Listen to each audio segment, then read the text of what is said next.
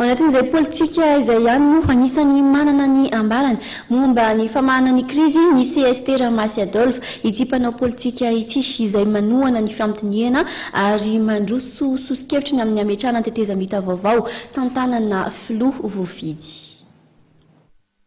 Ilaina ny sy fifampitiniana eto amin'ny firenena ahafahana mivoaka amin'ny krizy araka ny hevitra Andriamatoa Ramasy Adolphe parlementaire CST ka ho azy dia ny vahaolana izay ekeny rehetra ny tokony ampiarina. Aleo manomboka transition anankiray vaovao mihitsy.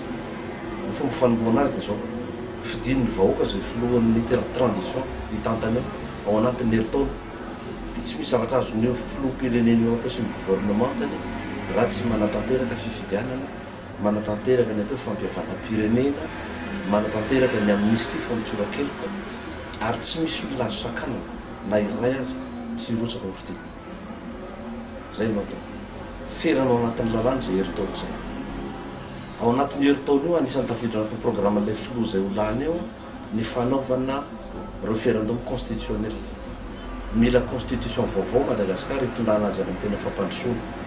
Fa raha ity constitution izay misy amin'izao fotoana izao ity izay lazana hoe 4e république tsy azo hitondrana fanjakana ny constitution.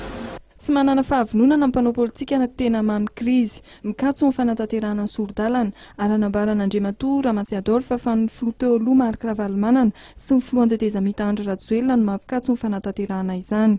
Manohana tsy ny filatsahan'izy roa ireo ary manohana ihany koa amin'ny ampahany ny sosikevitry ny parlementaire européenne Andriamatoa Philippe Boulon ny tokony hanitarana ny tsy fahafahana milatsaka amin'ny mpanao politika hafa Andriamatoa Ramasy Adolphe. Tsy tsara atao foibe ohatran'izay.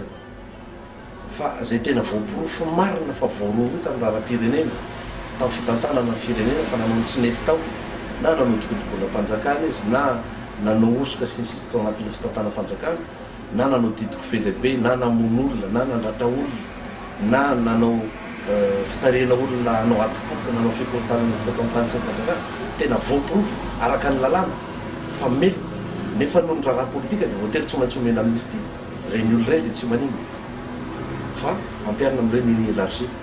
Fa kosa raha ohatra hoe tenditendrika na dossier namboamboarina no nanamelohana azy nefa izy mahazo fahafahana rehefa avy eo reny olona ireny dia tokony verina mitovy amin'ny olona madio tsy misy pentimpentina mihitsy.